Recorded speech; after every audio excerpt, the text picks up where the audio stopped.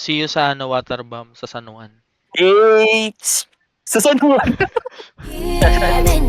Like all my mommy dripping, like gelato melting. Here I'm now. 심장이 남긴 darling, want to never get me. How long before we fall in love? 난 마주친 순간 fly high. How long before we fall in love? Oh, Tuloy lang yung Kiss of record. Life. Nakasama mo si Tim before? Kiof, hindi. Hindi, si Lamon Hindi Miso lang ako lang. magkikiyo.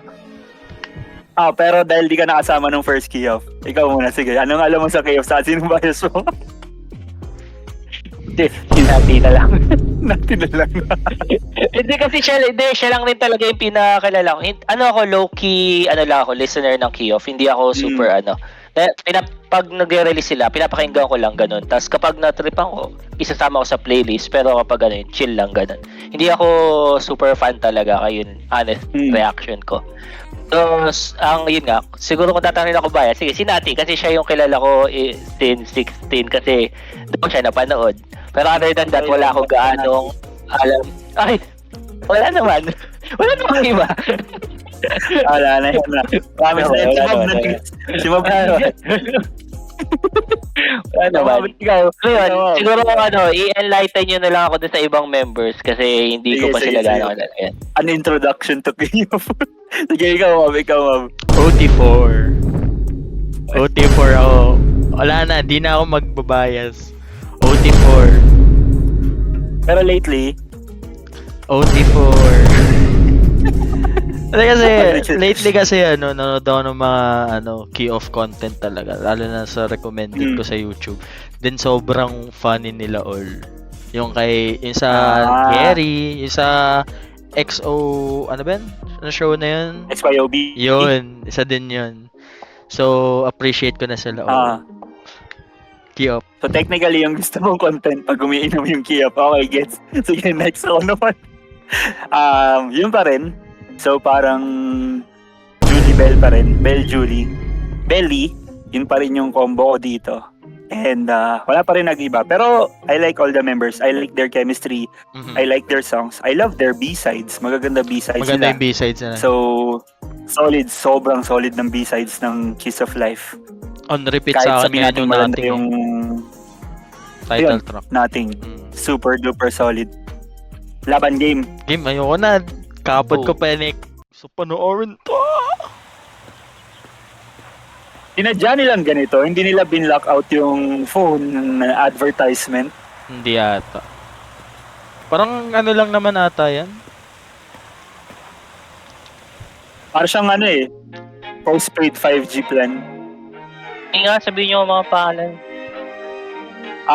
Hanul, Bell, Julie, Nati.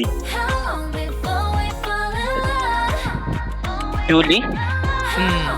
Itong nasa harap na colored yung buhok. Oh! Teka lang! Ano ba? Ano ba yun?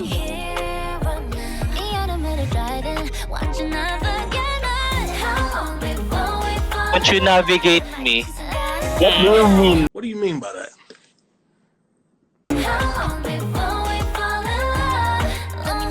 Twerk?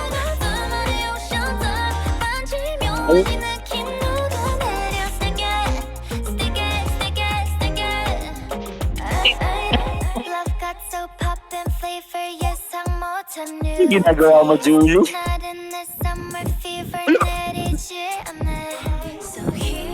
Water Tyla? Make me sweat? No! What are we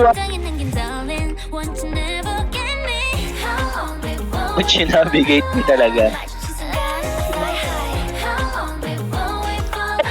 Water nga! Water gago! Ganda niya, Hanul Kaya palayahan. yun yung Mac Day nila. Ano yan?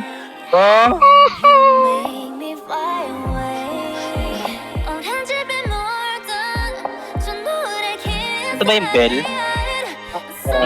Yung Ano ba yan, Tim? Yan yung Julie. Ito yung Julie. Tapos Bell. Mga English names yung mga gamit nila. Ano sila men eh? Hindi sila... Well, Kay Korea. technically Korean si Julie. Pero ano siya? Taga-Hawaii. So, taga-Hawaii. gamit Yep. na rin citizenship is US.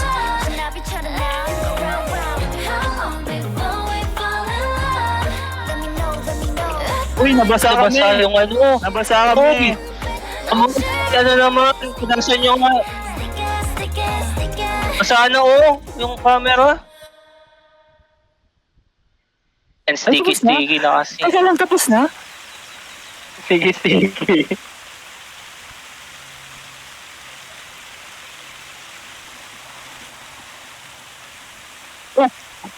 Ano yan? Ba't Ano ba, andyan sugar dalawin coat? natin? Ba't nandiyan si Oh. Sugarcoat?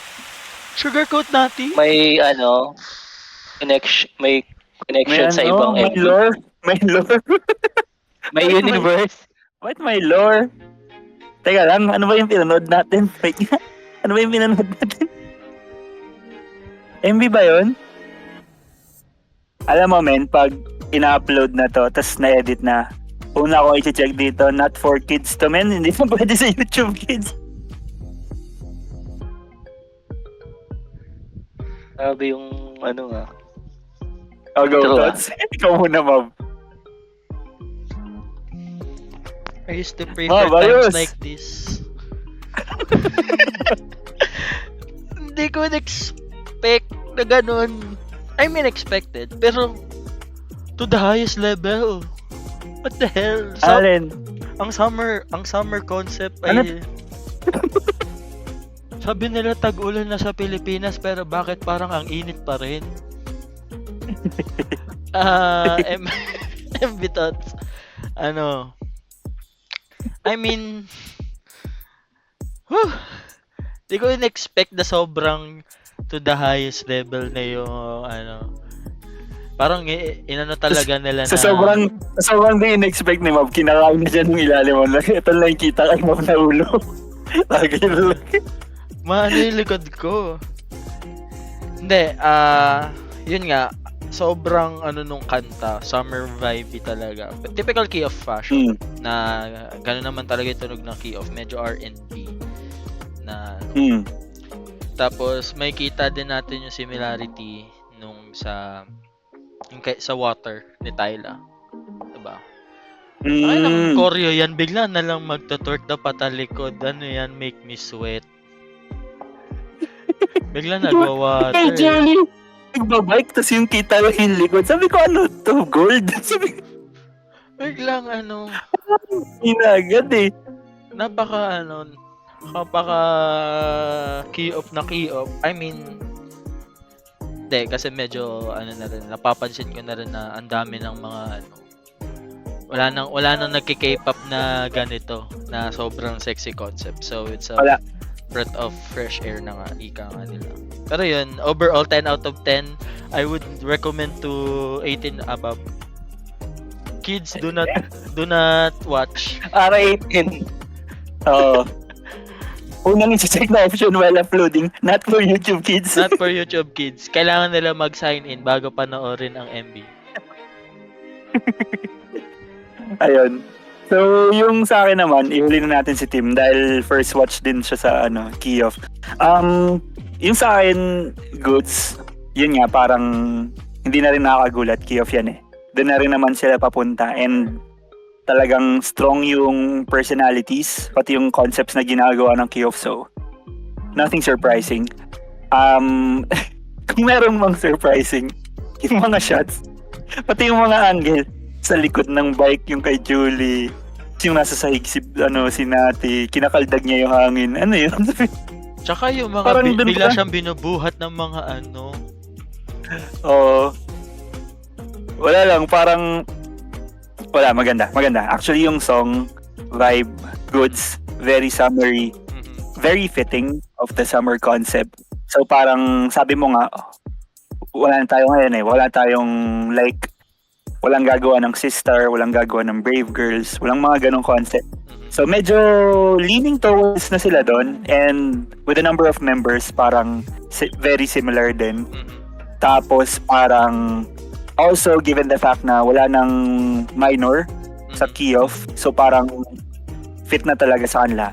Mark na nila 20 na. So parang, and they're also starring in drinking shows. So parang walang masama. Goods, bagay talaga. Kung magaganito silang concept ko, kung magbabalad ulit sila like Nothing and their other songs, go pa rin. Go pa rin. Ang na-excite ako, 'di ba, yung recent news ng Waterbomb, magkakaroon ng Waterbomb sa PH. So kung nandun yung key-off, win na agad.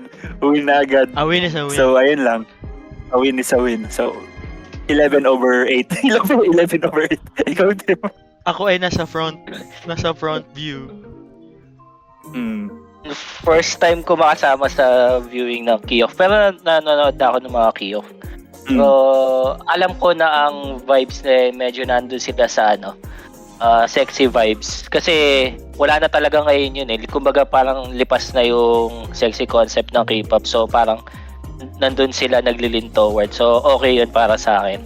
And sa MV, sa music, summer vibes talaga, which is yun talaga yung concept ngayon ng mga mga artist like kahit nga yung Idol, yung Ice Way nila, yun yung summer comeback nila. So ganda siya para sa summer comeback, and kitang-kita naman natin kung paano tayo binasa sa dulo kasi medyo naiinitan na tayo.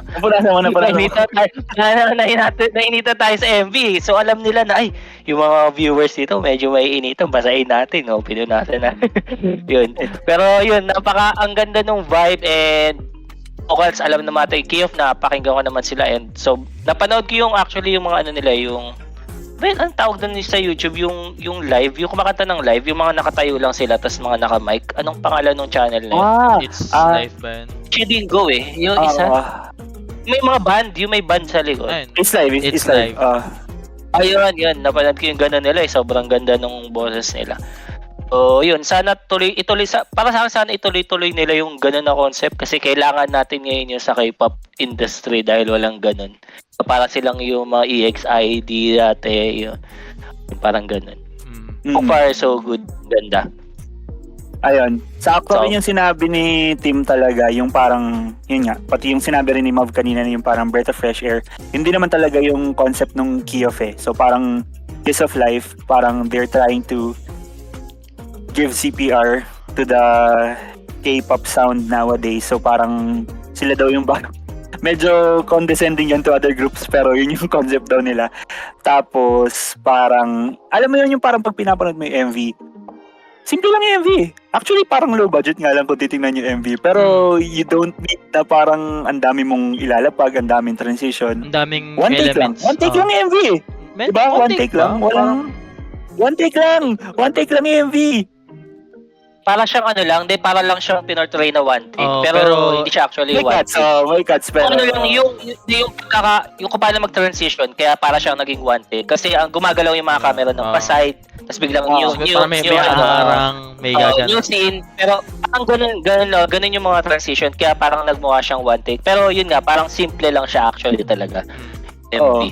Papanoorin Simple ko lang, siya pero mamaya. Hindi mo kailangan, sakto lang naman. Hindi mo naman kailangan ito. So, papanoorin talaga, lalo yung mga live stage. Matik na yan. Papanoorin mo talaga yan. Yung kapag pinarform na nila siguro kung gaano lupit yung mga dance moves. Kasi yung sa MV, grabe. Yung mga giling nila Diba? Haba pala ng hangin legs ay ni makakaldag na naman. Haba nung legs ni Siya Nati. pinakamatangkad eh. Oo nga, haba Sa nung legs Kioff? ni Nati. Papanoorin ko ulit. Ayun. 11 out of 10. Ang alin? Ang MB. Akala ko ang legs natin. Since ba, short hair si Nati o dito lang sa comeback na to? Dito lang sa This comeback lang na na comeback. Kasi nung sa dulo, di ba, lumabas yung sugar coat Nati. Sugar coat Nati yan eh. Yun yung nila? Yung previews? Yun yung Hindi. sa first. Sa first. Solos nila. Kasi yung unang album nila, may mga solo-solo sila per member. Yun yung kay Nati. Si Sugar Coat. Magaganda yung mga solo nila eh. Tapos yung sa question ni Tim kanina, yung names nila, kasi si Bell, so parang dalawa yung citizenship niya. So meron siyang Shim Haewon, tapos Annabelle Shim sa Seattle sa US. Tapos si Nati, ayoko na sabihin yung noodles niyang pangalan mahaba, pero from Thailand. Tapos si Julie wala siyang, ang alam ko, wala siyang Korean citizenship, so wala siyang Korean name. Yung citizenship niya is US pa rin, from Hawaii siya, so Julie Han. Tapos, yun, yung makna nila, pure Korean, si Hanol. Yep. So, yun. So, parang maganda yung concept nila eh. Maganda rin yung build-up ng group na parang international members, English-speaking members. Halos lahat sila. Si Hanol lang yung minsan nahihirapan makaget sa nung English. Pero, other than that, ang dami nilang opportunities. Ang dami nilang pwedeng buksang market. Ang dami nilang pwedeng gawin. So, kudos to the team. Yep. See you sa waterbomb sa San Juan. Sa San Juan. Sa buwan. Lagi naman. Mamasa. Naka-belat. O, G. Naka-deal.